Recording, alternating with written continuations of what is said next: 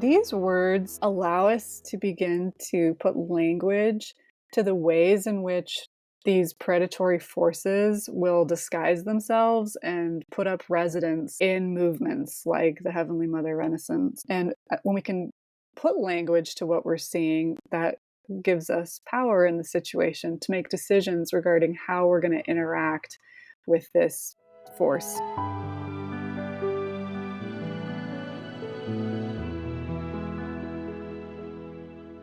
Welcome to Enter Image podcast.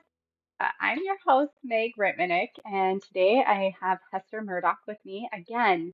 And we are kind of circling back around to our conversation that we had about Snow White, but we're going to intersect it with another topic that may feel a little bit different, but actually they come together pretty seamlessly. Hester, why don't you go ahead and explain to us what we're going to be talking about today? Thanks, Meg. So, when Meg and I originally connected, I came to her wanting to talk to her about some writing that I've been doing over the course of the year. And that's when we discovered that we had a mutual love of Snow White. And so we arranged a little trade off. I would do an episode with her about Snow White, and she would do an episode with me about something that I'm calling the Heavenly Mother Renaissance. This refers to a period of time in Mormonism where Heavenly Mother really became popular in the collective consciousness and then kind of disappeared from the conversation. If you're listening to this podcast, I bet you know exactly what I'm talking about. So these writings that I've produced, I'm publishing this month, November, on my Substack, which is selkieandtheruby.substack.com. We're going to be talking about this period of time briefly today on the podcast, but I would invite you to go and read the retrospective. The reason that we're covering it in brevity today is because we're going to be interlacing the previous conversation we had about Snow White with what I'm calling the Heavenly Mother Renaissance.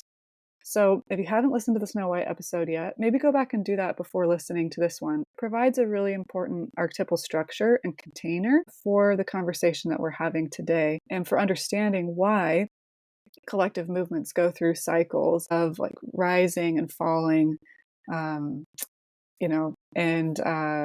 hopefully that gives you a good sense of why these two conversations are being paired together. But I'm sure we'll get into it in more depth as we continue. Yeah, absolutely. It's been fascinating how both of our desires have kind of woven together and come together so beautifully. How this experience of the Heavenly Mother Renaissance, which I read the retrospective, and it is absolutely amazing. Hester is a master wordsmith, an incredible writer, just so poignant and beautiful. I also recommend that everyone go read it because not only is it compelling in understanding the history of the divine feminine within the Church of Jesus Christ of Latter-day Saints and the movement that has happened kind of over the last 15 years, but it also touches like your heartstrings and resonated with my soul so deeply. So Snow White, she goes through this cycle, right, of death and rebirth, death, rebirth, death, rebirth. It it's a cyclical thing. Well, we also see the same kind of cycle with the divine feminine in throughout history. We see a big embracing of the divine feminine, early human history. Almost all cultures have a definition and understanding of the divine feminine, and then it disappears. And then Christ comes back. And it seems that if we look at the early canonical texts, that maybe aren't a part or early apocryphal texts, I should say, from early Christians, that they are also talking about a mother God, a heavenly mother. There's the hymn of the pearl that specifically talks about a mother and father. There's many texts in the Nag Hammadi that talk about a heavenly mother. All of these texts that kind of got buried and repressed um, display that in early Christianity, in the first 300 years after Christ was alive, there was a big understanding of the divine feminine again as a part of a godly unit. And then we also see that kind of in the Renaissance, artists are depicting a divine feminine in all of their art. Not so much in writing, but definitely in the art that is created during that time. And so we kind of see this rise, this fall, this rise, this fall. And I think we're also seeing this pattern again in the his church right now. And so that is what's so interesting about Hester's retrospective is that it goes into the details of helping us understand this historical narrative that we are living in. And so it's fascinating. So, Hester, I have a question for you. Why do you think we go through kind of the divine feminine goes through these deaths and like rebirths so often in the consciousness of humanity? Great question. I have two answers to that. The first one is that it's natural. It's actually a natural part of living on Earth. Today, I think, is the full moon. And as I'm talking to you, I've started the first day of my period. So, right here, right now, I'm living in two different examples of the way that life is cyclical. The moon is cresting and becoming full, and my body is experiencing a season of death.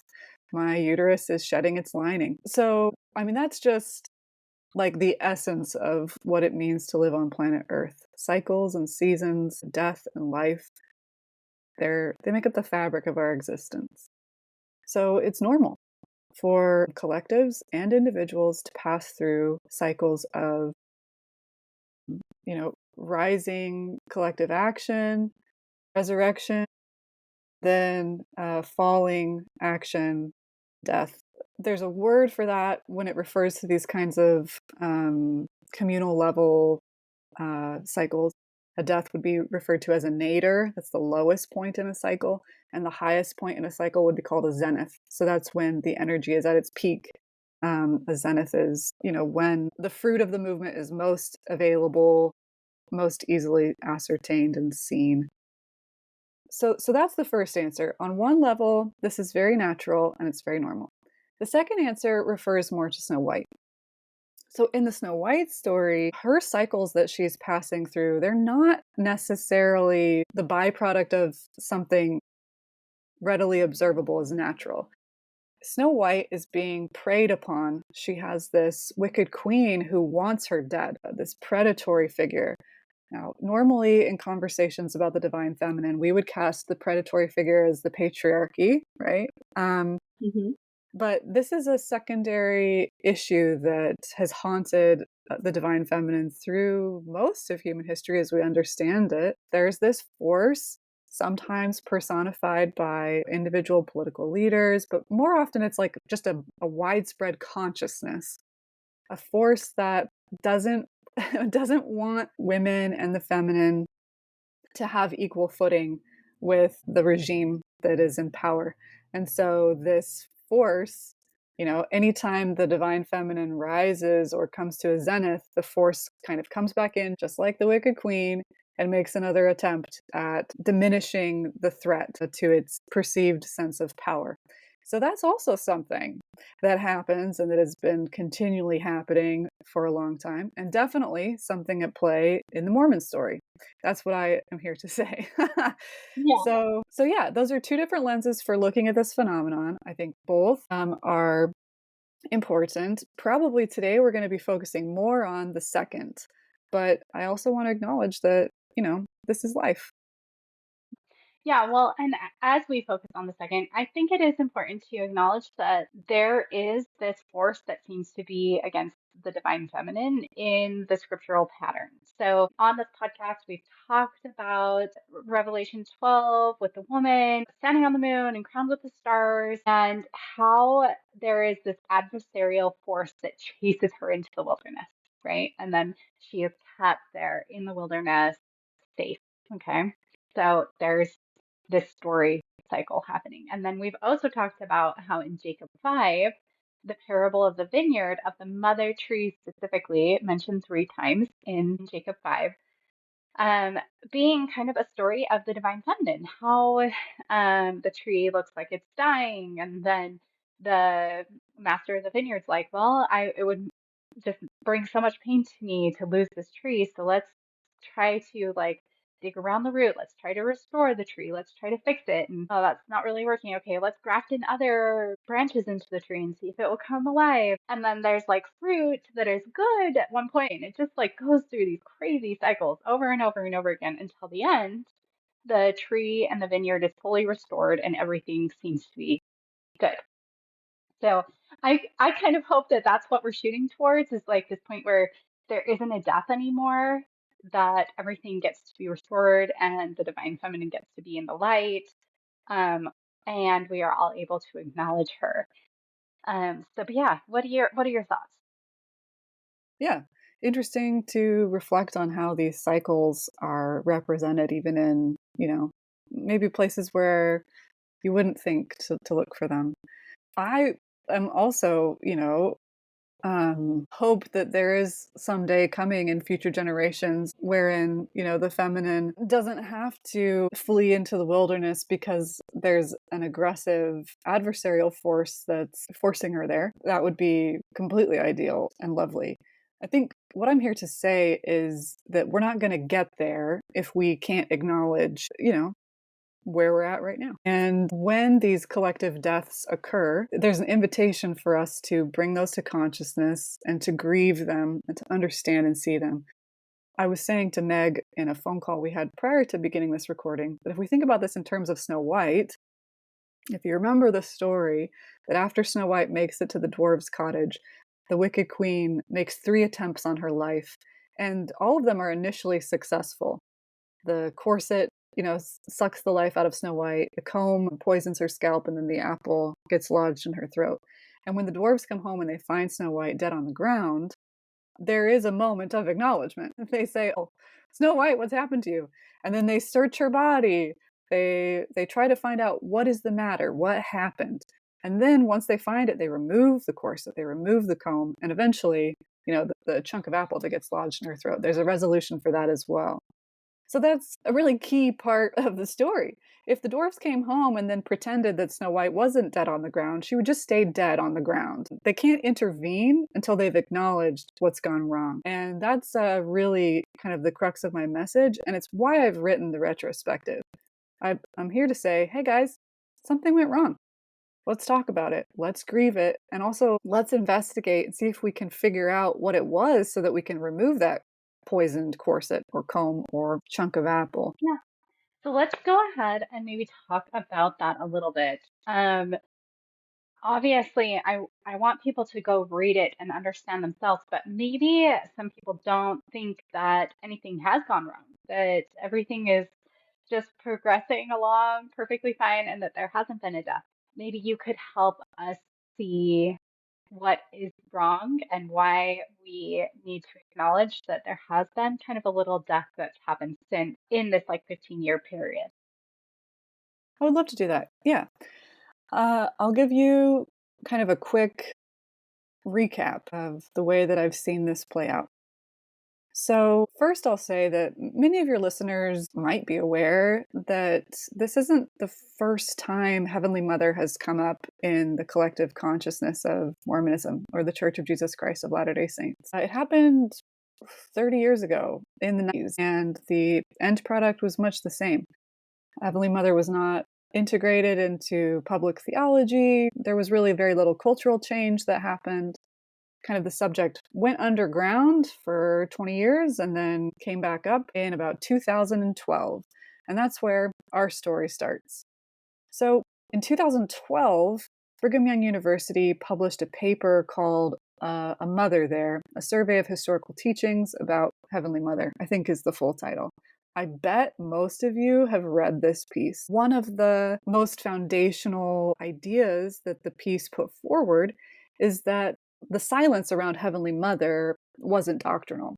So this piece was a comprehensive analysis of every time that Heavenly Mother has been invoked over a Mormon pulpit. And what they found was that there had never been an apostle or prophet who had taught overtly that we don't speak about Heavenly Mother because Heavenly Father is protecting her.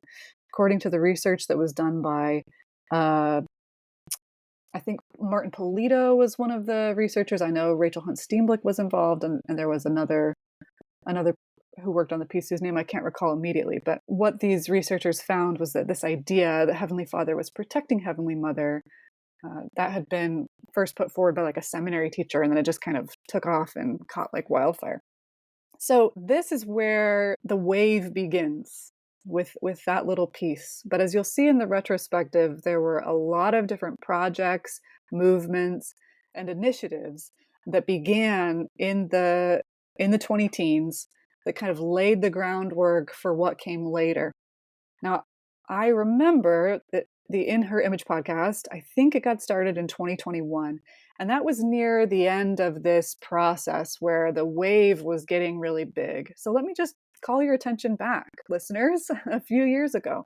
You're going to probably remember that there was a period of time, especially around 2019, 2020, where there was a surge of interest in Heavenly Mother, especially in online spaces like Instagram.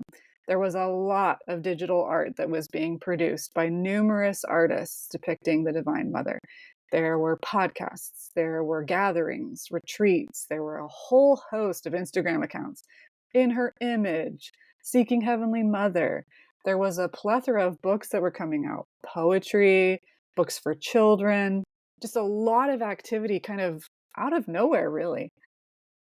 And then, like, in 2022, Dale Renlund gave a talk at a young women's meeting discouraging the subject. And quietly, but pretty quickly, this rising wave of activity dissipated. And there were a few projects that remained, like In Her Image podcast. But for the most part, all of that activity, all of those accounts and all those projects, they just kind of quietly disappeared. I know that there are a few others who are still active in the church, but also like in the conversation. But yeah, so when I refer to the Heavenly Mother Renaissance, that's the period of time I'm referring to, and that's the period of time I've been tracking in my writing. I think one more thing I'll say about it right now is that this period of time is unique because it wasn't organized. It was organic. I want to draw your attention to this for a moment because I remember during that period, I heard over and over again from people that they really wanted to see how the feminine would do this. They were like craving exposure to the feminine. They wanted to do this the feminine way, whatever that means exactly. But people would say like that was something they really wanted. And in my experience, they oftentimes weren't actually seeing what was happening right in front of them as it was happening. So this wave of activity, there was no central organization, there was no figurehead, there was no hierarchy, there was no strategy, there were no secret board meetings. I know because I was networking with a lot of these women as this was happening. There was no centralized infrastructure. So these books that were being written, like it was all just like these women would feel moved by some force. I feel that it was a divine force. Maybe you would feel differently. You call it a muse or the arts or whatever. But I something definitely agree with you. It's okay. definitely a divine force. Yeah. Well, if you're listening and you don't agree, that's okay. Like fully support that. We can think about it as a muse or whatever you like. But when you zoom out and look at the full scope of what occurred, which is what I do in my retrospective, it's pretty impressive, especially considering that there was no centralized like structure. So I just want to draw your attention to this for a moment, because for those of you who were really craving to see how the feminine would do this, you actually saw it. You lived through it in real time. That was it. And then it slowly kind of died. I think one of the unfortunate things about the way that it came into being is that because it was organic, we never really acknowledged it while it was happening. And then when it stopped happening, we never acknowledged that it stopped happening. And so the quiet that was built in and surrounding this movement kind of made it not a movement. It wasn't exactly a movement. But something happened because we had like 10, 15,000 women at one point whose hearts were beating around the divine feminine. And yet we never gave ourselves a real voice. We never really came together and made it clear like what it was we wanted, what it was we were hoping was going to happen. And so then when it died, we didn't really come together and acknowledge the death either. So, on a personal note, what I can say as we move forward into this conversation is that my life was uniquely tied up in this wave of movement. I'm single. I was single at the time, and I was working like full-time hours to network and support women who were writing books and create these retreats. And it wasn't a full-time gig that was monetarily profitable for me at all, but I was very invested in what happened. And so when it disappeared and then it disappeared into silence, I was situationally asked to carry massive grief and grief that I couldn't speak to. And for me, this actually, like, it took a bite out of my life. It affected me financially, spiritually, psychologically, and relationally. And then not to have language to speak of it, not to be allowed to acknowledge that there had been a death, it was totally maddening. And it took me years to even put the language to it and to realize what had happened. So that's what the retrospective was born out of for me, the need to heal and reclaim some kind of wholeness. And to do that, I had to be able to put language to what occurred. Hopefully, that's a good overview of what the Heavenly Mother Renaissance is, as I'm calling it. You'll get more details in the retrospective, but where do you want to take this next, Meg? Well, I'm thinking that when you first started talking to me about this, I was kind of resistant to the idea because here I am doing the work that I'm doing, trying to work hard to bring the divine feminine to more people's conscious awareness. And I'm like, no, it's not dead. I kind of thought that. But then as I kind of reflected on it and looked at it, I had this experience as I started helping with this podcast where I was looking at our numbers before I came on and the numbers that were starting to kind of happen as I was joining the podcast. And it was interesting. There was a significant tick down in our listenership. We were having as high as 2,000 people listening to our podcast, and those numbers cut in half within the year that you're talking about, 2023, 2022, in between that period. And then also, I, I'm not on social media, but I hopped on social media one time just to like see who else was kind of involved in this movement that I thought was still happening, only to find that most of the Heavenly Mother Instagrams that had been promoting material were completely inactive and no longer running their material anymore, which was just really interesting. I'm like, why is this going, like, why did everything stop, you know, in the same year that you're talking about? And the only thing that I could put it on is Elder Redland's talk. There's, like you said, there's this huge wave, so many people being excited. And then that talk came and it's like so many people kind of just disappear. So why is it that you think that happened? Like it just took one person saying something really simple about Heavenly Mother in a conference talk to stop an entire beautiful feminine movement that's completely unconscious, that the spirit's moving through all these people.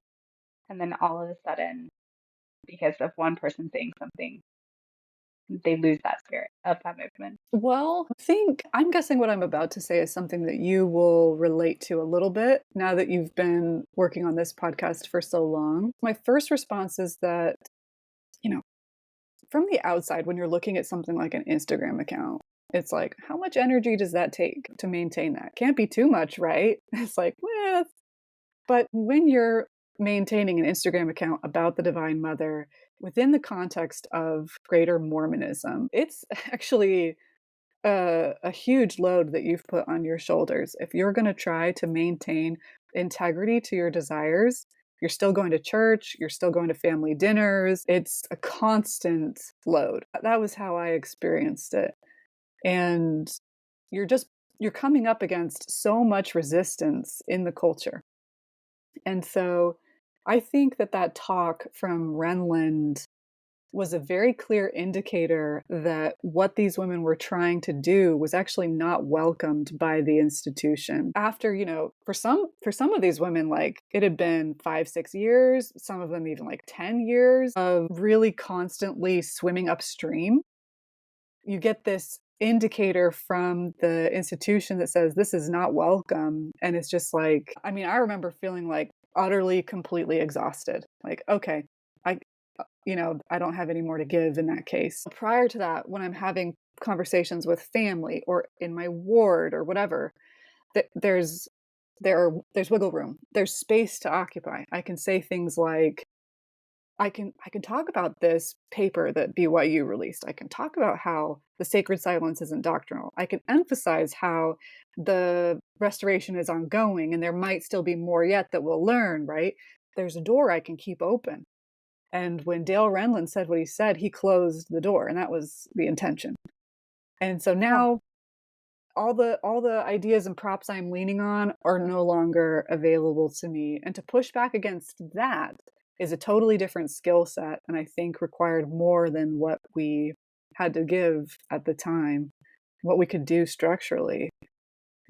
And I know I say in the retrospective briefly that it's my impression that some of the women who were the closest to the heart of this thing, the wounding was really deep and really personal.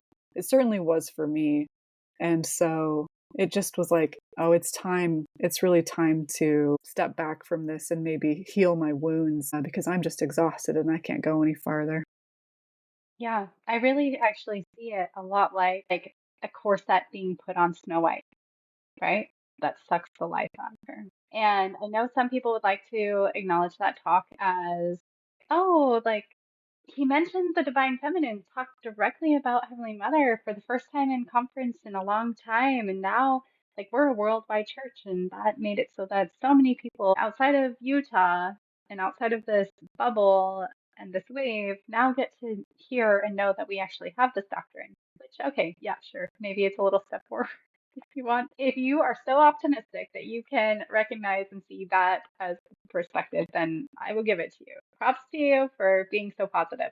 But the reality is that it did. It put a, I think the reality of the numbers and the active participation that many women were a part of shows that it was a corset that sucked the life out of so many. And like you said, like it affected your life so deeply and you didn't have the opportunity to really mourn that. And I think that there's probably a lot of women that were involved in that movement who also experienced the same thing, who have not been able to formally come forward and say, like, there was a death, and we need to acknowledge this death. We need to mourn this death. And then we need to also figure out how we are going to move forward, how we're going to take this corset off and bring Snow White back to life here, maybe a little more consciously than we did before. Thank you for saying that. That spoke directly to my heart and my experience, and that's exactly what I am hoping to facilitate with this conversation. Yeah. So, how, okay, I think there's two questions or two things that we need to address is how do we take off that corset? And then how do we maybe make those silver shoes that provide the indefinite aliveness of Snow White, the happily ever after of Snow White? So in the story, Snow White goes through these deaths, and then eventually the evil queen is coming after her again, and the dwarfs see that the queen is trying to come to the wedding to kill Snow White again, and they're like, nope, we're not going to tolerate this anymore. We are going to put some silver shoes on her, and she's going to dance herself to death. And she's going to never be a problem in this situation again. And so I think let's have that conversation. Okay. Beautiful. All right. So I'm going to start with the corset. Energetically, these symbols are very different, and your questions have very different answers. And as we're getting into this, I want to be sensitive to your listeners, and I want to make it clear that I'm not here to tell anyone what to do. I'll speak to my own experience and my own thoughts, and just I hope that you hear the respect in my voice for your process and your path. So, in regards to your question about the corset, how do we take the corset off? I think we have to rewind a little bit and talk about the Heavenly Mother Renaissance as a whole. So I mentioned that the Heavenly Mother Renaissance lives somewhere between a movement and an accident, like organic kind of, what would you say, an organic outgrowth. And one of the things that separates it from being a movement is that it didn't have a definable goal. There wasn't a unifying objective that was clearly accessible or stated. Now, I think there was an unspoken goal for many of these women. I think many of these women, what they wanted, but weren't like able to say that they wanted, was that they wanted their home, the Church of Jesus Christ of Latter day Saints, to change. They wanted the church to finally publicly incorporate the divine feminine in their theology. I think that's what people were hoping was going to happen. And I think that unstated desire was reflective of a deeper internal desire for many of these women. And that I would describe as a desire to reclaim feminine power individually. So the two are interconnected. These women, they felt a spark, something about the figure of Heavenly Mother spoke to them. And I think it's because internally, these women wanted to experience some kind of liberation, some kind of integration and embodiment. They wanted to find the divine feminine within themselves. They wanted to know, I heard this so many times, they wanted to know who the mother was so that they knew the direction that they were going, so that they knew what they were trying to become, right? Hmm. And at that time, we all were thinking that the way to do that couldn't happen if the church didn't open the door, if the church didn't acknowledge the divine feminine as part of their pantheon. So that's where we have to begin when talking about taking off the corset. Now, I'm going to pose a question for your listeners. Why, if this resonated with you, if you see yourself in what I just described, why, why are you thinking or feeling that the church has to throw open that door in order for you to claim an internal seat of loving, feminine power and sovereignty?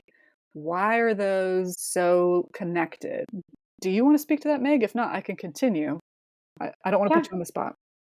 I mean, I think I definitely lived in a place in my journey where that was part of my narrative that was going on in my head. Currently, I couldn't exist in that space and continue anymore in a happy state of mind. So currently, I don't exist in that space. I actually am not sure that this may sound really disheartening to some people, but you put me on the spot, so I'm answering the question. I don't know if I believe that the church will embrace full understanding of Heavenly Mother within the doctrine and within the practices of the church. So the church has published the gospel topics essay of Heavenly Mother, right? And so we have the doctrine. Technically, the doctrine is there, but within the culture of the church, we don't actually embrace what that doctrine says and teaches us. And it's not even a matter necessarily of the brethren saying it, though that may make things easier for people individually to accept and embrace and live into that doctrine.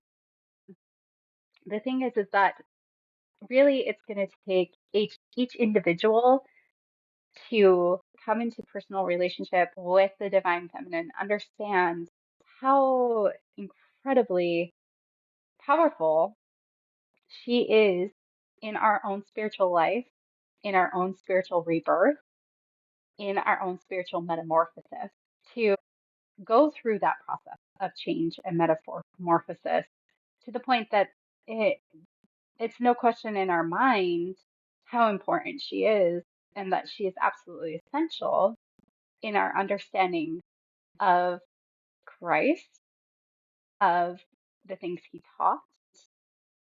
And so it has to come from the bottom up from in my own experience. I do feel like I have arrived to an understanding of who Heavenly Mother is in the spiritual progression of Christianity and also within my own life and the spiritual power that that has given me. And within that, it's given me the ability to be so spiritually independent that I'm no longer relying on the church as a structure to provide me with my spiritual needs. I'm able to fulfill and provide those spiritual needs, not necessarily for myself, but I feel like I am directly in tune with the divine in a way that the divine is providing that for me, not the church. Now, that's not to say that I still don't participate. I still participate in the Church of Jesus Christ of Latter-day Saints, but it's because I feel I'm so spiritually independent that I'm able to exist in that place in a happy space. If that makes sense to anyone. So there's my answer, Hester. I don't know if it's a good one or not. Well, thank you for stumbling through that and engaging me with that. I imagine that probably some of your listeners will resonate. So here's what I would say in response to that. I think that one of the key reasons that these two desires got conflated, the desire for self-realization in a feminine context and the desire for the church to open that door, I would say that we need to look at the fear around exile. I think that that's really what's at the heart of the conflation. I'm going to say that I think this fear of exile was unconscious. Here's what I mean by that. You and I both know that if a woman were to fully embody the divine feminine, which I'll say like is never going to be completely possible because we're human beings, and so no one's going to be experiencing apotheosis anytime soon. Apotheosis meaning like full realization of the divine. Like it's just not really going to be in the cards. But if it were in the cards, and if like the next stake conference you go to, some woman walks into the room and she grabs the microphone and she is the divine feminine embodied, she would not be received by that congregation. We both know she would not be received by that congregation. And so that's really, I think, the problem. On a subconscious level, on a subtle level, we understand that the more we lean into this process, the more we follow our desire to be whole, to heal, and to claim feminine sovereignty, the more we will be exiled by the people that we love.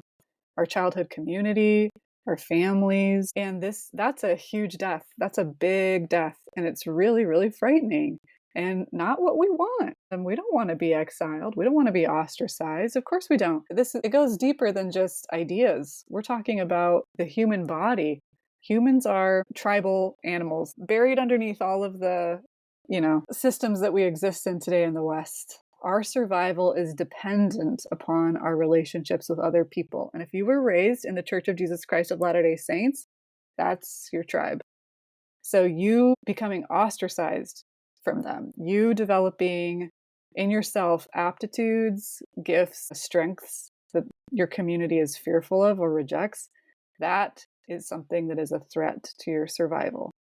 And so I think that's why these two things were conflated. It's because we feel that this church structure needs to change so that we can continue to exist in a reciprocal, harmonious relationship with the people who are responsible for our survival and whom we love and we're so attached to, whom we want to stay close to. It's a really difficult tension to feel, to be split down the middle that way, to want to maintain these bonds of closeness and fraternity with your community and your family, and then also to have this force inside of you that's driving you further and further towards something that they're basically allergic to. This is what I've come up with myself in my own process over the last several years. I decided to lean into that exile, and I ended up on an island, no longer in contact with almost anyone that I have ever known. And so, yeah, that's where I've been doing my personal work, and that's why I can speak to that in that way. And I believe that that's why all of this went unspoken, why these things were conflated, and why we were hoping that the church would change, understandably. Yeah.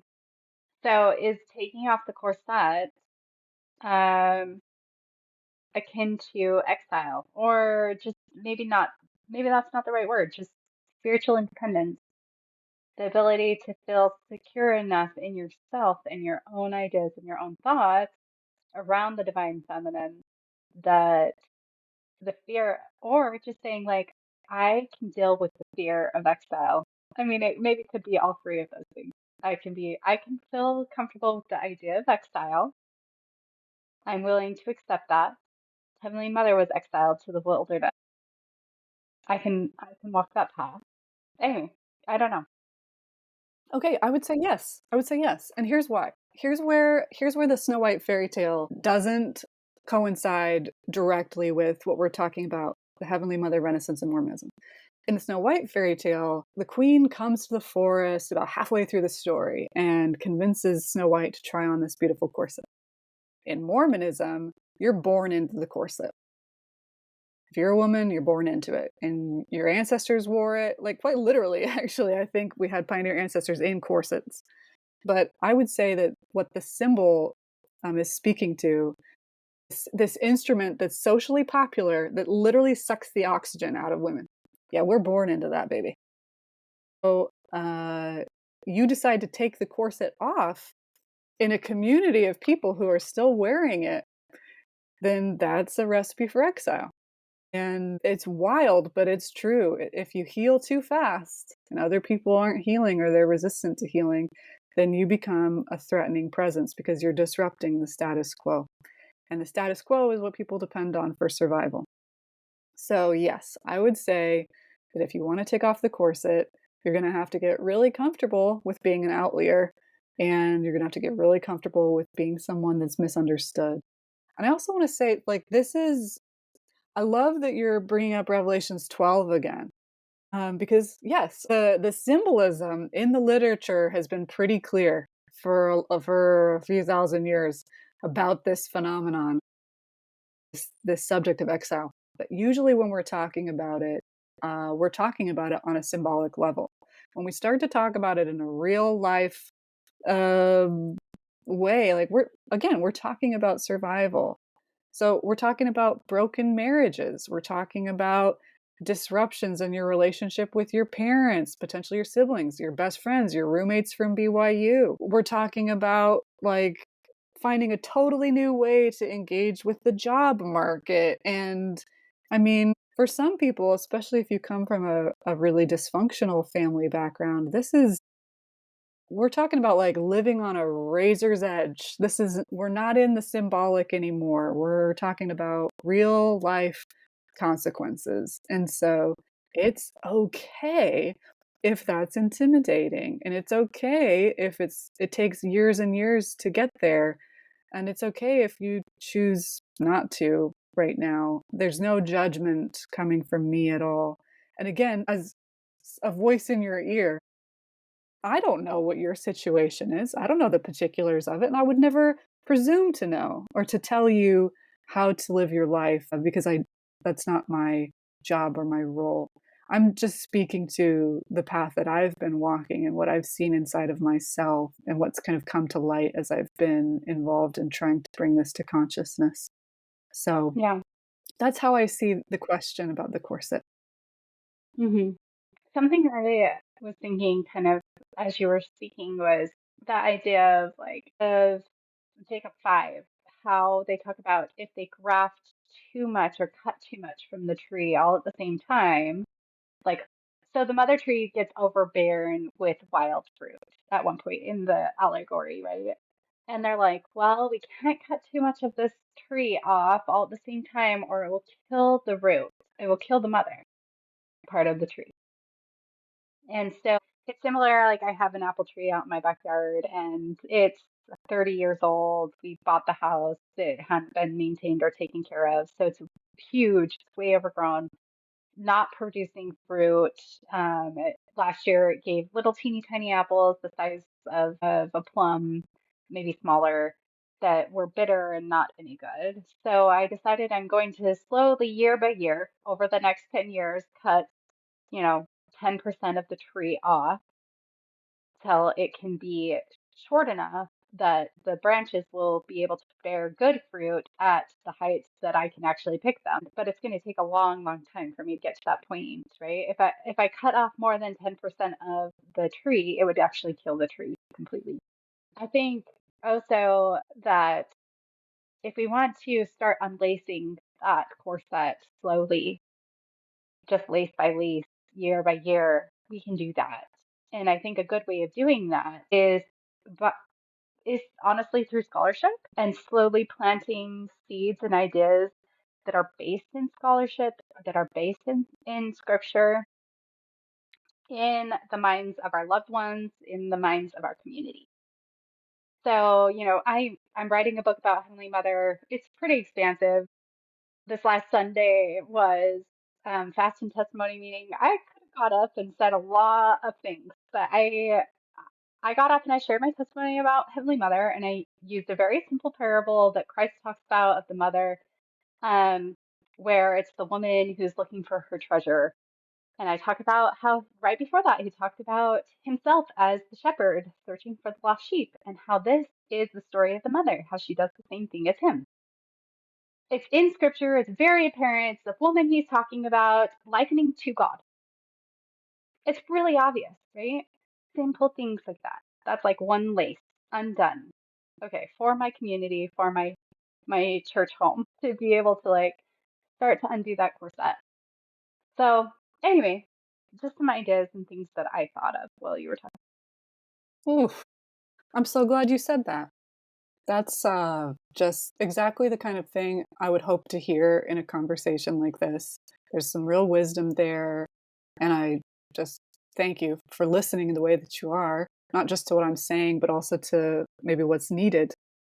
So, yes, I agree with you. And I would add that Dr. Clarissa Pinkola Estes, whom I often refer to in my work because she's had such a positive influence on me, she talks about this in her book. She Women Who Run with the Wolves. She talks about how if an animal's been kept in captivity and is just released into the wild, it's not going to flourish and it's not going to know what to do out there. Similar metaphors would include talking about what happened after a number of Jews were released from concentration camps at the end of World War II, and Americans came in and tried to offer them meat and food that they hadn't eaten in months and months, and their bodies were so malnourished that they weren't able to take in that food, and it like made them sick and it killed some of them. So these are all similar ideas, exactly what you're saying with Jacob 5. We have to go really slow, and we have to reintroduce ourselves, to use Dr. Estez's language. We have to reintroduce ourselves to the wild bit by bit, so that we don't overwhelm our systems. So talking about taking off the corset, not in one fell swoop, but string by string, very wise and very, very necessary. Yes. I will say that like I feel like I would like to claim that I've taken off that corset, and so I'm able to still exist inside the community without a corset on. But that process of taking it off actually was really painful in the beginning. And it took me a long time to be able to exist inside of the community without that pain. And so, I mean, like, I hear a lot of women saying, like, oh, I'm taking a break from church. Like, I understand that because when I was experiencing that pain, it was whew, intense, you know, anxiety intact the entire time I was at church for a few years, you know, and so many questions and just so much frustration and also just confusion for myself. Anyway, Thank you for putting language to that, and for your vulnerability there. Let's pivot into talking about the silver shoes. okay, Does that sound okay? yeah, for sure. So in the Snow White story, the queen makes several attempts on Snow White's life, and throughout the progression, Snow White is gaining consciousness. She's getting wilier and wiser, and she's perceiving the queen's intentions. And then in the very end of the story, the dwarves, who are reflections of an old Nordic archetype, a Nordic sensibility around cosmic justice, the dwarves build silver shoes for the queen, and when the queen comes to the wedding of Snow White and the prince uninvited and attempts one final murder, sabotage attempt, the dwarves intervene and they put the silver shoes on her and she dances to her death. So what are the silver shoes in this conversation? Here's where we're going to be getting into something that's a little bit more hypothetical, because I don't think we've really seen this in the Mormon collective. I would say not at all. The silver shoes represent the apex of consciousness, where the person who was previously victimized is now so awakened to the intentions of the force of victimization that they can preempt what's going to happen, stop it before it happens. So they're awake now. They're no longer naive. Now, within the context of a story about something like Snow White and the Wicked Queen, this requires major maturation on the part of Snow White. Remember, Snow White's mother dies when she's a little girl, and so the Wicked Queen is her only mother figure. She's dastardly, she's not healthy, but that's the only mother figure that Snow White knows. And so in order for Snow White to put her stamp of approval on something like the silver shoes, she has to get to the point where she's no longer interested in saving the Wicked Queen or redeeming the Wicked Queen or fixing this situation, or, it's not about that anymore. She's able to release that relationship, and she's able to kind of accept reality on its terms, which in this case include the fact that this Wicked Queen is out to get her. And that's it, period. The end. And she's responding from that knowing. She's responding from that hard-earned knowing that this influence in her life is destructive and it needs to be neutralized. Okay. So, I think, before we can even entertain the idea of what it would look like to build the silver shoes, we have to develop the same kind of wiliness that Snow White develops over the course of the story, where her eyes are opened and she can eventually ascertain the force of destruction as it's headed towards her, and she can intervene and stop it. So I maybe can't describe exactly what the silver shoes would look like in this scenario, but I can talk about how we can develop that wiliness. And to do that, we're going to do a little exercise. I have a list of maybe unique words that we don't use in everyday spoken English. And we're going to practice sort of seeing this predatory consciousness and developing this muscle that I think Snow White develops in the story. These words allow us to begin to put language to the ways in which these predatory forces will disguise themselves and put up residence in movements like the Heavenly Mother Renascence. And when we can put language to what we're seeing, that gives us power in the situation to make decisions regarding how we're going to interact with this force. So I'm going to start by defining each of the words and introducing them. And then we're going to go through and we're going to start by talking about how we can see these tactics playing out with the Snow White fairy tale. And then we'll talk about where we see them playing out in the Heavenly Mother Renascence. All right, so let's start with the words and definitions. We're going to be talking about the word banalize. To banalize something means to strip it of depth or complexity. We'll talk about bastardize. To bastardize means to corrupt, debase, or misapply. We're going to talk about co-opt. To co-opt means to take over or appropriate by a dominant institution or people. We're going to talk about declawing and defanging. In this context, to declaw or defang means to remove powerful or defensive elements. And then lastly, we're going to talk about to cannibalize. Cannibalize means to destroy, to consume in a way that completely destroys the original. Okay. So we'll go through list by list. We're going to start talking about where we see these things in Snow White. And what I'll do, Meg, is I'll offer an example. And then if you have anything you want to add, you can add it. If not, we'll move on to the next one in the list. Does that sound okay? Okay. Yeah, sounds great. Great. Okay, so let's talk about to banalize. Banalizing means to strip of depth or complexity. Somewhere that I have seen this happen as it applies to the story of Snow White involves the seven dwarves. So in Nordic myth, the dwarves are the purveyors of cosmic justice. They're very powerful. They're like ancestral deities. So when Snow White runs into the forest to see the seven dwarves, this is a freaking big deal. Yeah, there's a reason she's going to see the seven dwarves needing help to escape her wicked queen, stepmother. And in the 1937 Disney version of Snow White, the dwarves are banalized. They're presented as like little boys who don't know how to clean their own house, who don't know how to take care of themselves. They're certainly not any kind of entity that you would expect could protect Snow White from the Wicked Queen. And they're basically slapstick comedy. It's like 30 minutes of them having bubbles come out of their ears. So if you enjoy happy, dark, grumpy, sleepy, please do. It's so nostalgic and so enjoyable. They're adorable. But it's also true that they've been banalized. Meg? Yeah. So I just want to invite our listeners to kind of think about this concept of banalize and how Heavenly Mother has been stripped of depth and complexity.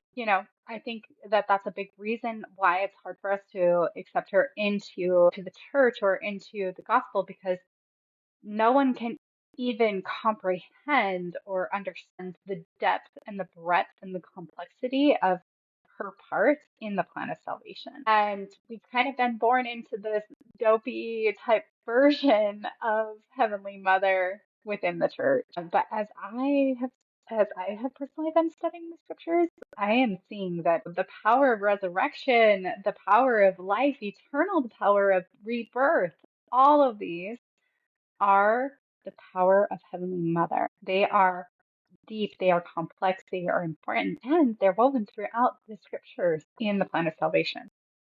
So, anyway, okay, let's let's go on to bastardize. Unless you want to respond to that. Do you want to respond to that? I do. Just want to say, beautifully said. And I agree with you that we were born into this banalization. As you and I both have studied the divine feminine outside of the Mormon tradition, what you found, I think, is a really like multidimensional, rich archetypal center. A character who is powerful, who can be angry, who can be full of grief, full of beauty, full of majesty, the power of resurrection, everything you've said, right? But in Mormonism, oftentimes an entry level conversation about Heavenly Mother, she's like as nutrient dense as a graham cracker, right? It's just like, dang, like she has no voice, no presence, she has no jobs. She's just like a pretty lady in the sky. Yeah. So, That Heavenly Father is protecting because she's not strong enough to handle us. bingo. That is banalization in a nutshell. Yes. Okay. All right. So let's move on to bastardize. Again, to bastardize means to corrupt, base, or misapply. So, somewhere I've seen bastardization in the story of Snow White would involve this developmental loop that she goes through in the original story. I think in our Snow White episode, we talked about this a little bit. That this is actually how people learn. It's how they claim power. It's how they develop their, instinctual skills. As children, we have to experience to learn, and we often have to re experience to learn. So, this core teaching of the Snow White story was corrupted and misapplied in the Disney 1937 version of the fairy tale. For the sake of the story or the film, they simplified the story and completely corrupted Snow White's maturation process. So we no longer see her passing through these encounters with the Wicked Queen. Instead, we've only got an apple that she bites. And moreover, there is no character development for Snow White. She is as naive at the end of the fairy tale as she is in the beginning. So this is an example of a way that Snow White was bastardized by the Disney production studios. Meg, what have you got? All right. So for bastardize with Heavenly Mother, I'm not seeing this so much in our culture right now, but I have seen it throughout history where the divine feminine has become corrupted. But we see in ancient Greece where Athena, all her virgin priestesses were authorized to officiate in the temple. And this gets kind of extreme by the time that like the Romans are coming into the area. Men are wanting to officiate in the temple, and so they cut off their private parts so that they can exhibit that they have dedication to this goddess. And I mean, the the ways that the divine feminine became corrupted in ancient times, it gets really ugly. It's really gross and horrible. And honestly, I think that's what people are most scared of, is that if we bring the divine feminine back into the religion of the church, that it's going to be corrupt, it's going to be debased, it's going to be misapplied and bastardized. And so we just rather not do it at all because we're too scared of the corruption that could potentially come with the idea of the divine feminine. Now, I think personally that this bastardization, which I think it's interesting that it's connected to something that is like a bastard, it's all connected to this sexual innuendos. Oh my goodness, I'm going to say that word wrong. Because what I do see is that women's bodies inside of the church are bastardized. People see women's bodies as pornography because they are obsessed with pornography. And so instead of it being a holy vessel that should be respected and seen as this place that brings in life and that sustains and nurtures, and instead of seeing a divine union as a sacred act that is the Holy of Holies, we are so obsessed with sex and with a corrupt version of the divine feminine, a fallen version, that we are unable to see her as with the power and with the depth and complexity that she has. And so it is something I fear, honestly. I actually fear that too, that if the church or any organization really embraces the divine feminine, I think we start to see things like polygamy, like polyandry, like the corrupt sexual practices. And it's going to require for us to restore Heavenly Mother an awareness of this pattern that has happened throughout history and an absolute commitment to not um, bastardize, corrupt, debase, or misapply the concepts of the divine feminine. I can hear your passion and I really love it. I think you're right to say that this isn't a tactic that we're seeing much in Mormon discourse right now, because the divine feminine doesn't have enough of a presence even to be corrupted, really.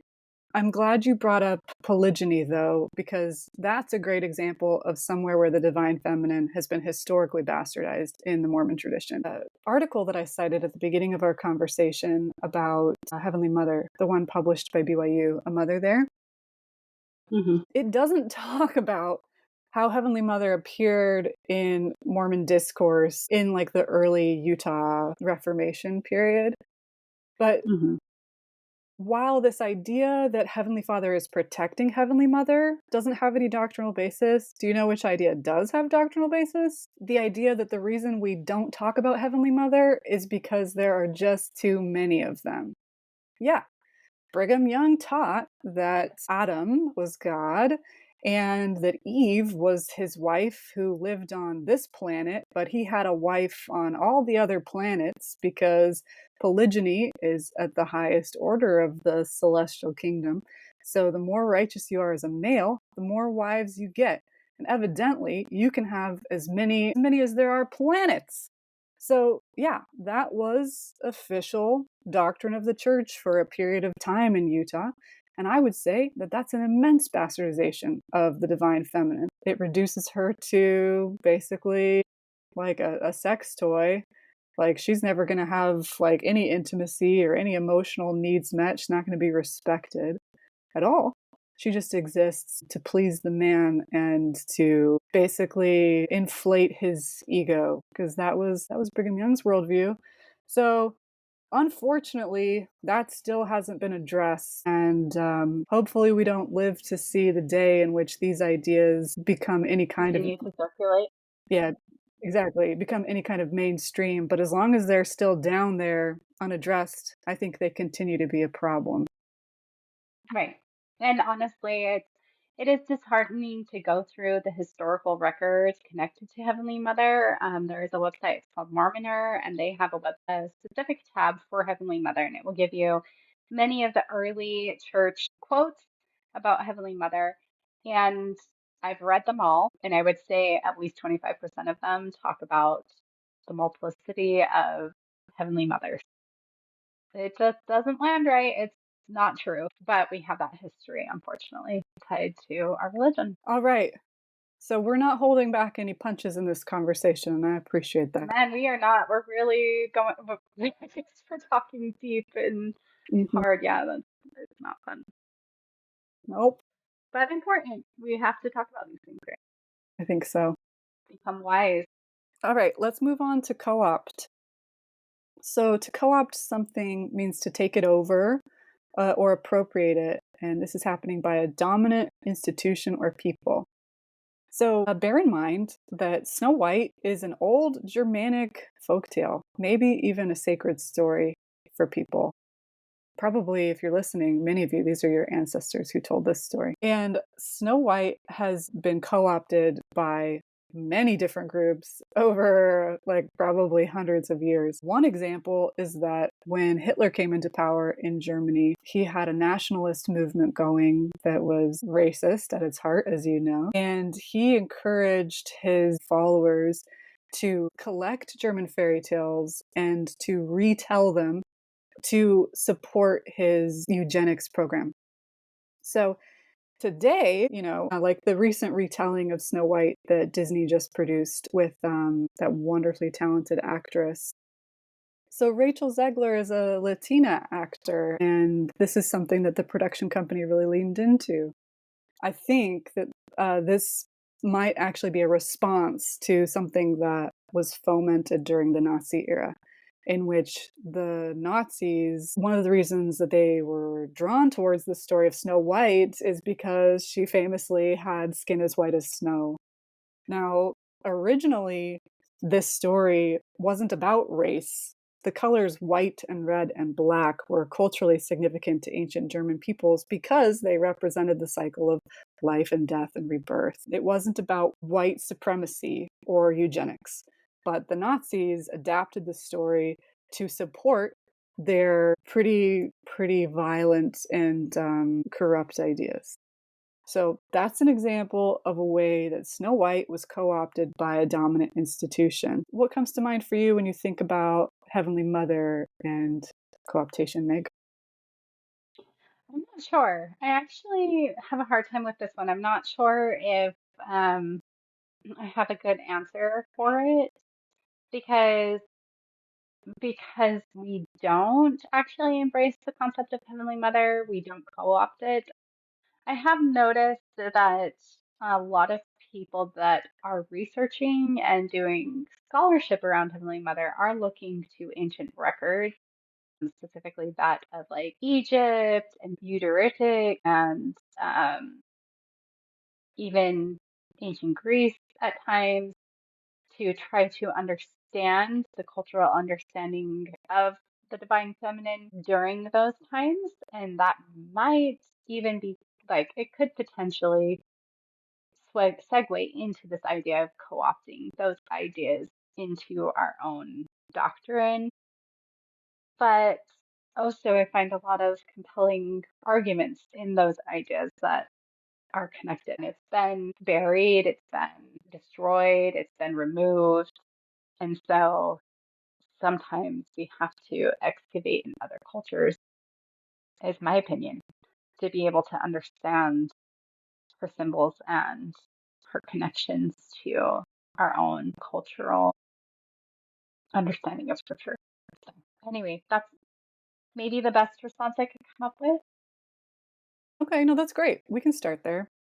So, yeah, thank you for your honesty. So, all of these tactics or strategies, they are based in power. Institutions and collectives will banalize, bastardize, co-opt, declaw, defang, and cannibalize in an effort to depotentiate a force that could potentially, remove the power that they have or that they're angling for over the other group. So when you're talking about like researchers who look to past human cultures for divine feminine fragments, that can be co-optation, especially if the person is deriving a lot of like personal social power from what they're doing. If the person is like a cult leader or a would-be cult leader, then that would be co-optation. But if it's an investigation that's coming out of genuine love or desire or curiosity, especially when you're working with a culture that's a dead culture, it's true that there are strands of connection between Mesopotamia and where we are today. The human story has been flowing for a long time. So that's not necessarily co-optation. I think the example of Snow White and the Nazis is a really strong one because you can see how an idea that initially had some purity in it and wasn't intended to harm people with dark skin was bent and twisted. It was co-opted to serve an agenda that did want to harm people who had darker skin.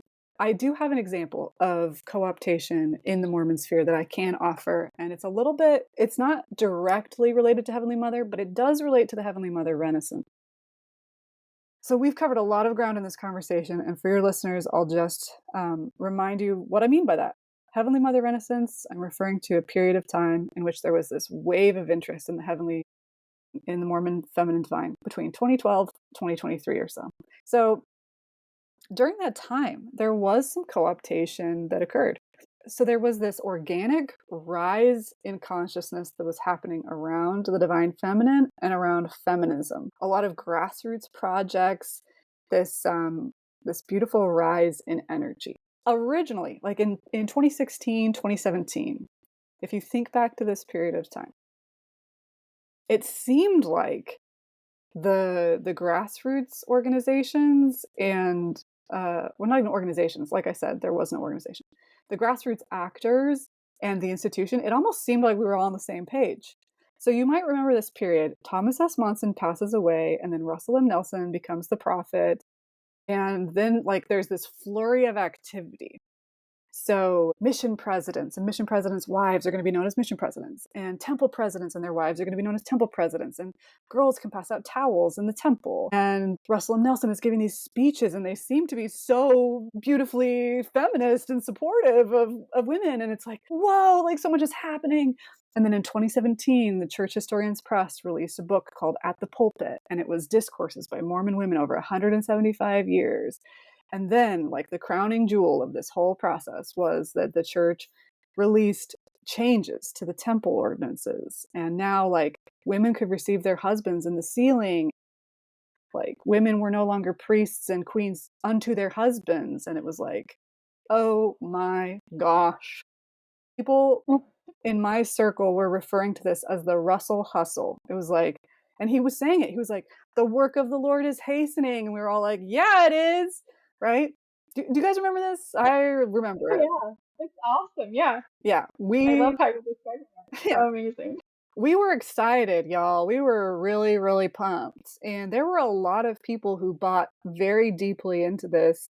So much so that there was a general conference where Russell M. Nelson gave this speech to the women, and he was like, well, this was October of 2019. So he was like, he had a challenge. He told the women, go home, study that chapter in the Doctrine and Covenants about Emma Smith, the one where she's called an elect lady. Yeah, he was like, study it, study everything that's ever said about the priesthood and your unique access to it. And like, next general conference is going to be the greatest one that there ever was. And like, buckle up, ladies, because big things are coming. And so this is on the heel of all of Take your these. vitamins. That was the phrase that I remember. Correct. Yeah. Yeah. So I was in Utah at the time. I was embedded in all of this networking stuff that I was doing, trying to support this unspoken movement. And the conversations I was having at that time were blowing my mind because only 5 years earlier was Ordained Women. And if you remember back to Ordained Women, dear listeners, you might remember how many people were just like totally, completely uninterested in Kate Kelly's proposal that the Mormon Church ordain women. Now here we are 5 years later, and the women of Mormonism are like whipped up by this flurry of activity. And they're thinking, like, I had conversations with numerous women who were like, it's coming, this next general conference, y'all. Women are getting the priesthood. And they thought that that's what this was pointing to. Like, our liberation was nigh at hand. These conversations were so difficult for me to stomach. I was just like, whoa, what is happening? Like, I don't understand how you could possibly come to that conclusion. But there were many, many who did. And then what actually happened at General Conference was nothing, absolutely nothing. Everything Russell M. Nelson said was not, like, he didn't even harken back to it. Like, it just completely got dropped.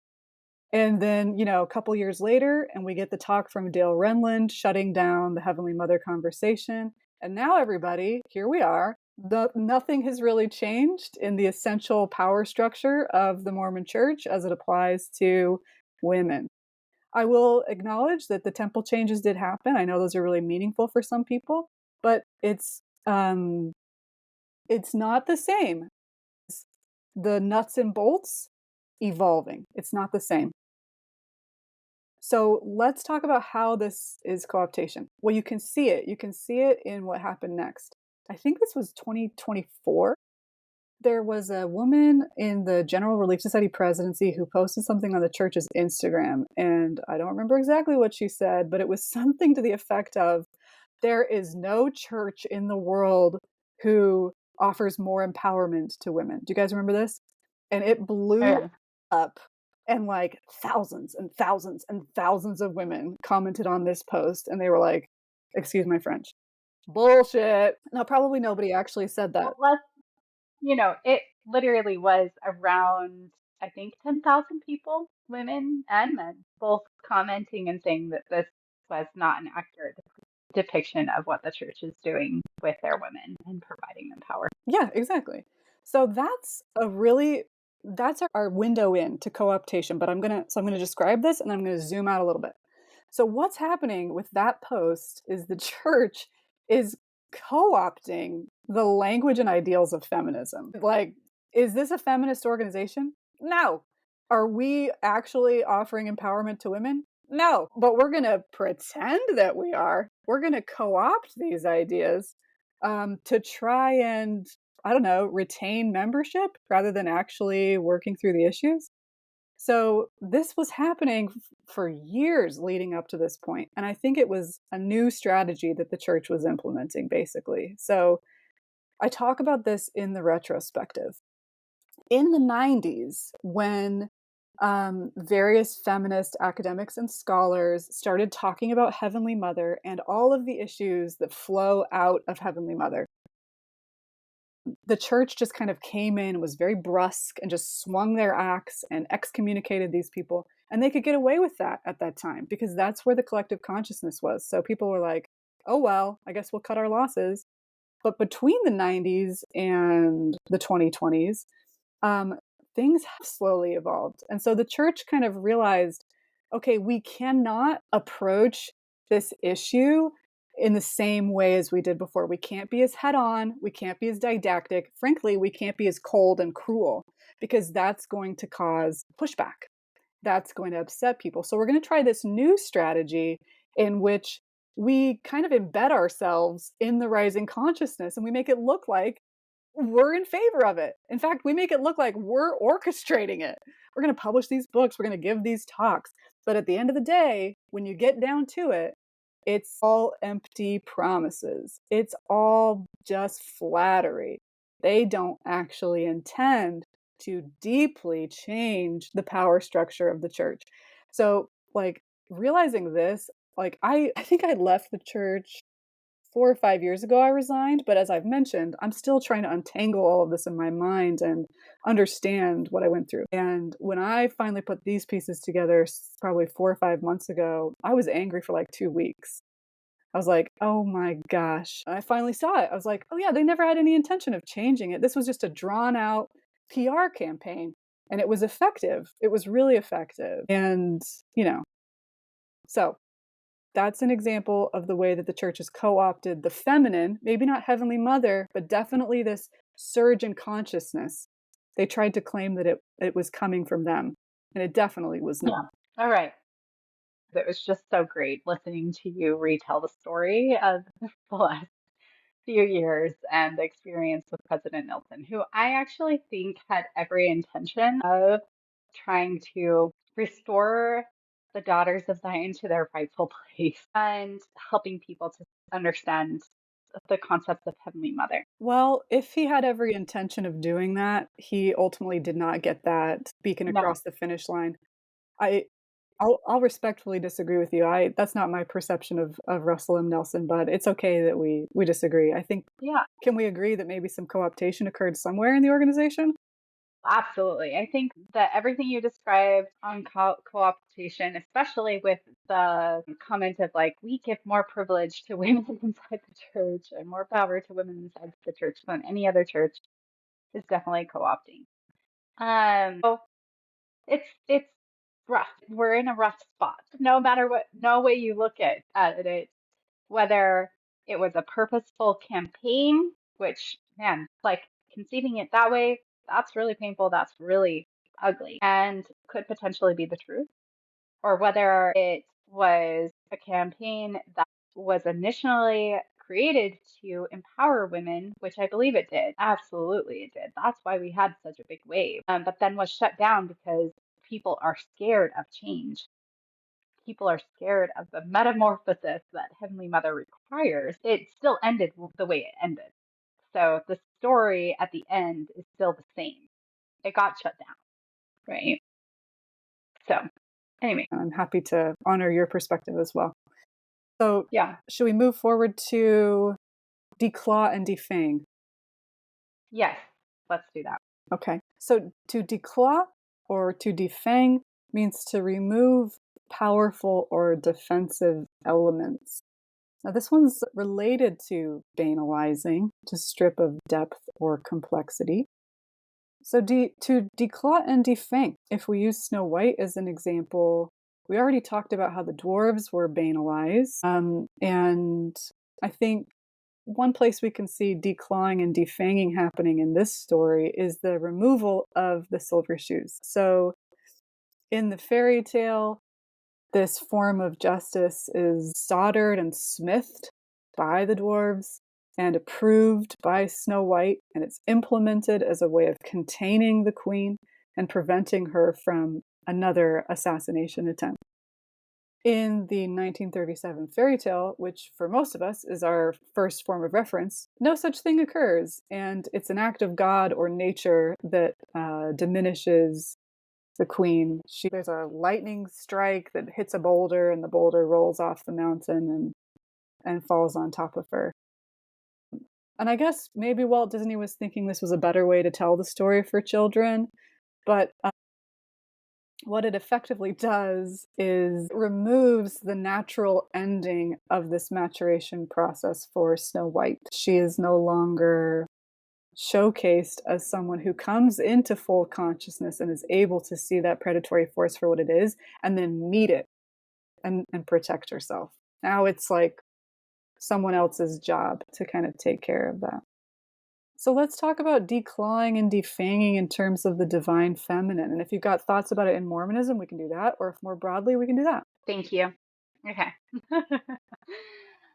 Uh, with decline and defanging, I don't know if I see exactly how this has happened currently, other than, you know, I feel like it's a lot very similar to Being Lives, where it's just like she has no power. She is not shown as like a powerful being inside of our church. Something I see in the future as we come to understand maybe the concept of El Shaddai being connected to Almighty, El Shaddai being a name of Heavenly Mother in scripture that was translated into Almighty.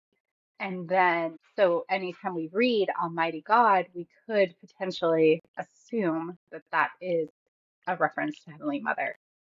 Well, it's interesting in those scriptures, Almighty is the one that's wielding a lot of power and um, asking for justice, specifically in Jacob, where he is talking about the horrendous sins that many of the men have been participating in, that have broken the hearts of their wives and of their children. He's testifying it in front of Almighty God and saying that the Almighty God is the one that's going to bring down justice on them, is going to cause them to suffer some extreme consequences from their choices. And so, I mean, that's not a really pretty picture that we'd like to paint of Heavenly Mother, that she's going to bring down justice and cause famine and death.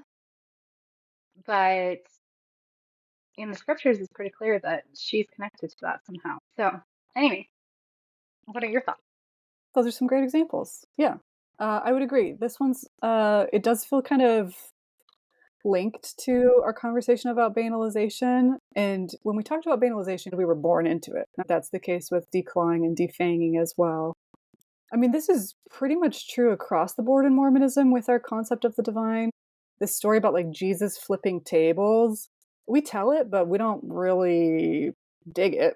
We don't, and you never see that show up in Mormonism when human beings try to flip tables. Like, I'm thinking of that man who started that movement around trying to prevent bishops from having interviews with children that were private interviews about sexuality. I would say that's like a good table flipping example. The church excommunicated him, right? So this sort of sacred rage and this natural protection is not looked kindly on in Mormonism. And definitely, I think you're right to say that as it applies to the feminine, it's even more repressed. You know, when Heavenly Mother does appear in Mormon discourse, you can even see it in like where she appears recently in visual depictions. Yeah. We don't see her associated with like the color red. It's always like white and pink. And if she's going to be depicted, it's going to be in like a very feminine way, in a soft way, in a maternal, like nurturing way. We're sort of comfortable with her in a nurturing role, but her as an arbiter of justice, like a volcanic figure, a figure capable of anger or earthquakes or protection or instinct. No, no, these are definitely off the table. Well, and even in scripture, it talks about God being likened to a mother bear who is going to tear the heart out of anyone that hurts her children, hurts her baby cubs. That is that's a picture we don't want to paint of Heavenly Mother, and that I find in a lot of articles that talk about Heavenly Mother, they want to kind of depict this very loving, kind, compassionate mother, which I think she is, and also she is very explicitly depicted as ferocious in scripture as well. So I think that's potentially something that could happen in the future, is this decline and this defanging of her and her own sacred rage, like we talked about. Okay, so that leaves us with our last tactic, and that's to cannibalize, which means to destroy, to consume in a way that destroys the original. So when it comes to Snow White, my instinct is to say that probably long before the Grimm brothers wrote down that story, there was a version in circulation that was much, much different.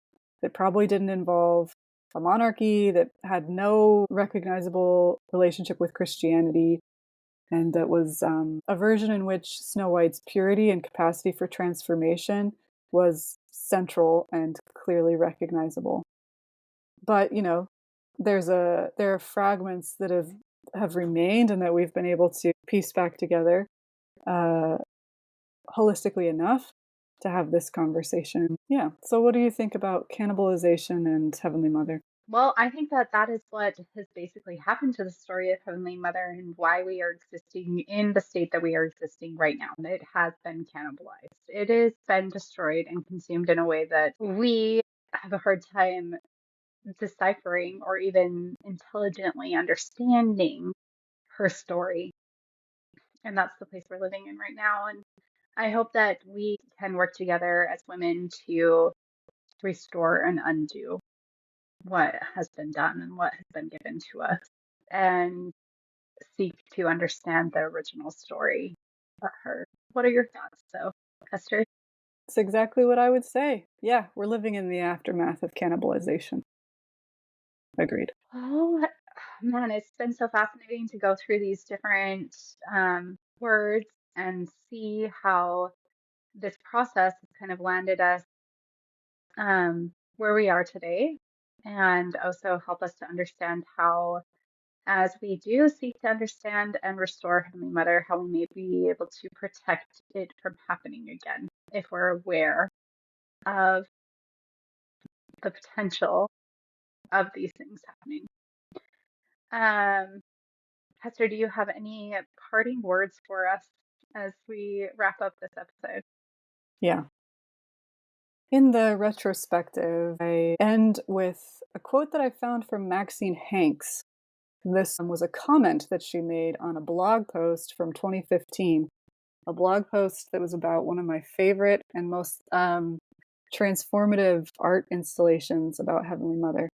In 2015, an artist who was studying at BYU named Katie Payne, her installation, which was called, I think, A Sacred Space for Silence and Contemplation, she set it up in this gallery at BYU, these big white curtains that she had embroidered with quotes and questions and symbols. And it was like a labyrinth with a big light source in the center. So you had to walk through the labyrinth and take in these questions and images until you got to the light source at the center. I probably was in there like 5 or 6 times a week that summer. It was so deeply affecting and moving for me. I was a marriage prep teacher at BYU at the time, and on Mother's Day, I ditched the regular curriculum and took the class on a field trip across campus, and we just went through the installation. Oh yeah, wow. I loved that piece. I think stands out as maybe the most effective piece of art I ever encountered during the Renaissance. Anyway, so there was a blog post that was written about this installation. Maxine Hanks commented on the blog post, and this is what she said.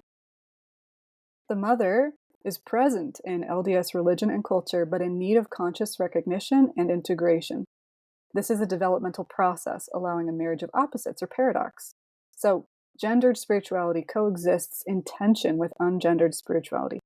I see the reclaiming and integrating of the divine feminine as a developmental process of integration, healing, and wholeness. Now, that's all she said. I haven't been able to find any other words on these ideas from Maxine. Maybe she's writing a book or something. I don't know. But I think she's a really interesting place for us to end our conversation on today because, in my mind, Maxine is someone who really embraced the role of the exile. She was publicly excommunicated for her work on the feminine in the 90s, and she went on a journey into the wilderness. She really did, and she spent a lot of time out there, presumably healing, developing new ideas and frameworks. And then, as I write in the retrospective, she says that she was brought back to the church by the divine feminine, or that's what she said someone that I was connected. She said to someone that I was connected to at that time. I haven't heard that from her Yep, personally. she's also done an interview with Come Back um, podcast, and she says the same thing, that Sophia came back into her life and asked her to come back to the church. Okay. So that's on the public record. Thank you. Yeah. So I think she's a really fascinating model for what I think is actually necessary for real church change to happen in the church. We started the conversation by talking about this tension that I saw in many women who were involved in the Heavenly Mother Renaissance, not wanting to leave for survival reasons at its core, maybe also for reasons of faith, being afraid of change. And I think if Maxine Hanks is correct, if the process of the mother becoming visible within the Mormon tradition is actually about maturation, if it's a developmental process, and I'm borrowing her words again, then that's going to require that a critical mass of women in Mormonism experience maturation. And, like in healthy families and in healthy cultures, it's expected that you're going to leave the nest. It's expected that you're going to spend time away from home. That's how it works. In the wild, in many indigenous cultures, there were rites and passages and programs that were put in place to ensure the survival of the people and still allow for this really important individuation process. So I would point to Maxine Hanks as someone who has undergone some form of that.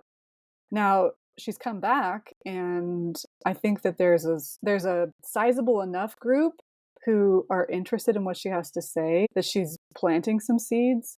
But I also know that there are lots of other, women like Terry Tempest Williams, as an example, who might never be called to come back because the medicine that she's found and developed isn't welcome by people in the church.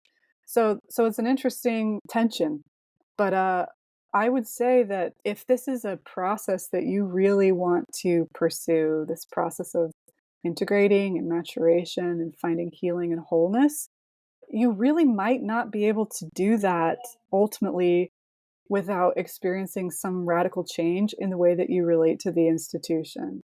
And I'll put it this way, like, the institution itself is not going to give you the tools of its undoing. That doesn't make any sense. And they haven't done it yet. They're not going to do it in the future. Like, probably not in the protocol.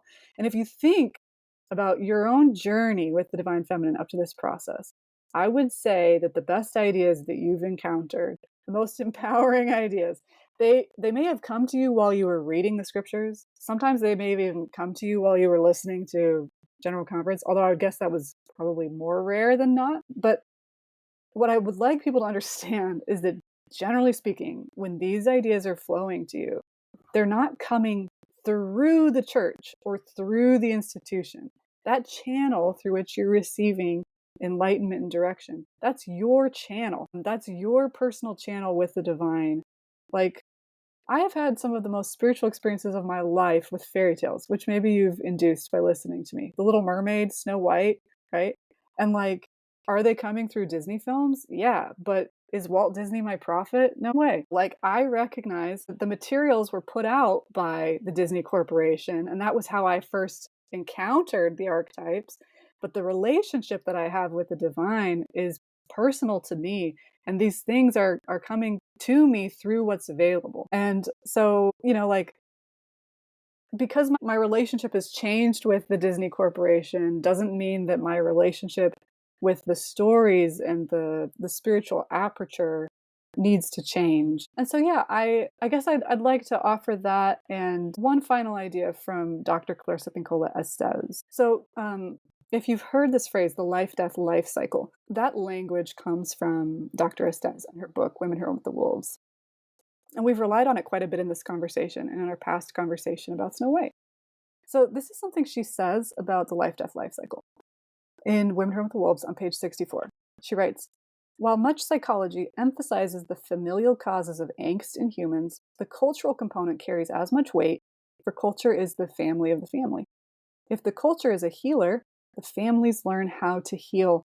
They will struggle less, be more reparative, far less wounding, far more graceful and loving.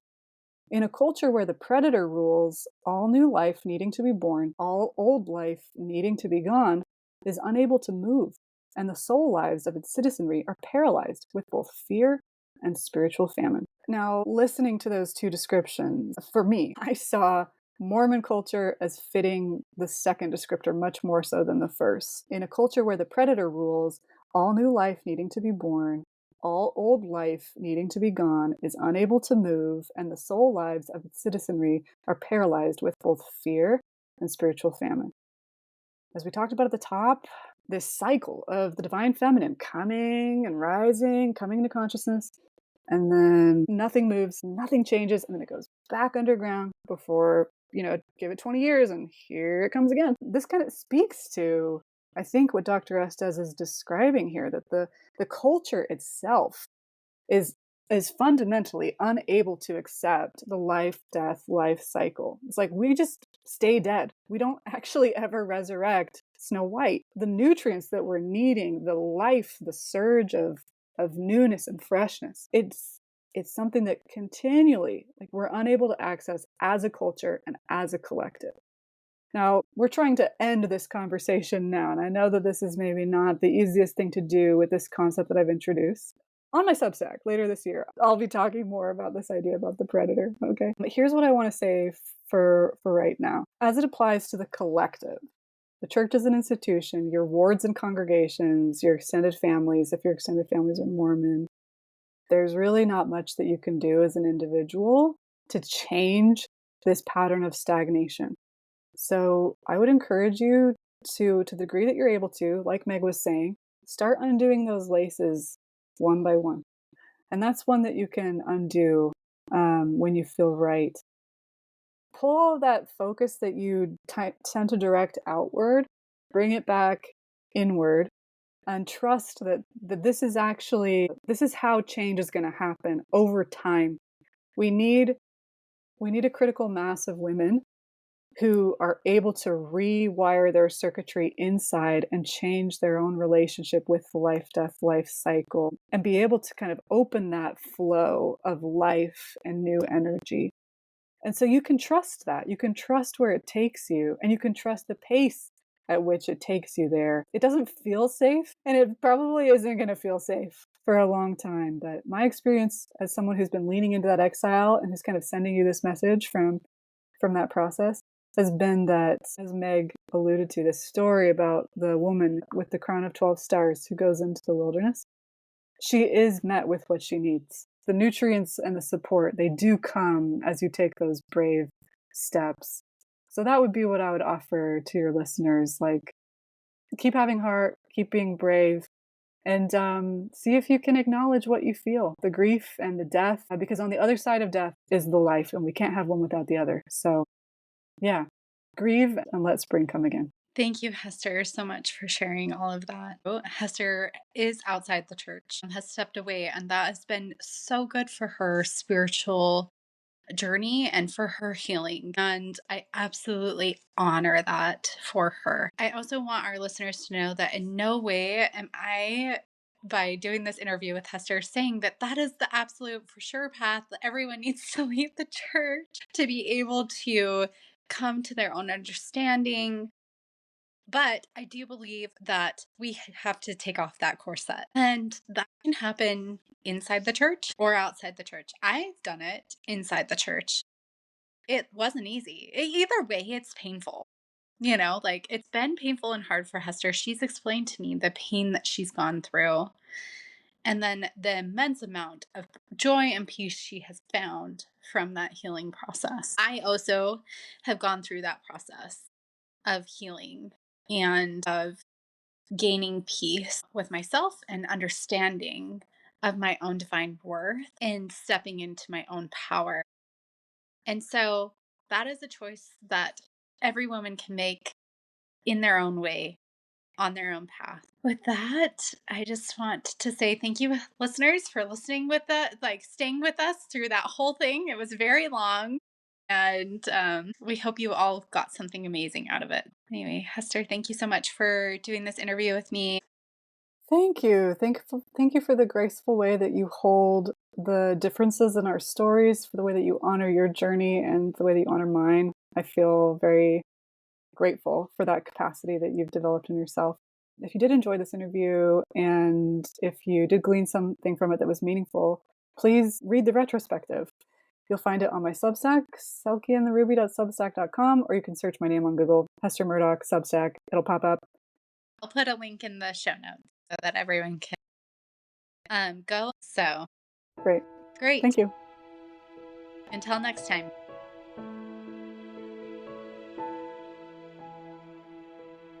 Thank you for listening. If you enjoy this podcast, we invite you to come on over to patreon.com/inherimagepodcast for more content and community. We're so excited to meet you.